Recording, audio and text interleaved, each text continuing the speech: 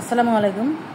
আজকে আমরা সন্ধ্যার রেসিপি বানাইছি যে মুড়ি মানুষে শুকনা খায়, মুড়ি মানুষে বানানো খায়, মুড়ি মানুষে মাখা খায়, কিন্তু একটা জিনিস তো সবসময় ভালো লাগে না। এই জন্য আমি আজকে রেসিপি করলাম, সেই রেসিপিটা আপনাদের সাথে শেয়ার করতে আসলাম। আজকে রেসিপিটা করলাম মুড়ি দিয়ে কীভাবে।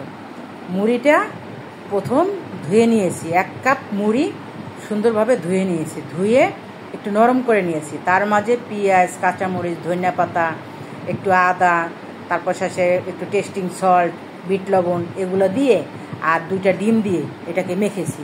মেখে একদম নরম করেছি। নরম করে এভাবে চ্যাপটা চ্যাপটা করে শেপ করে তারপর শেষে তৈলে ছেড়ে দিয়েছি। দেখেন কত সুন্দর হয়েছে, মানে মশমশা। এটা খেয়ে দেখবেন, ভালো লাগবে। আপনাদের যদি ভালো লাগে তাহলে আপনারা শেয়ার করে দিবেন।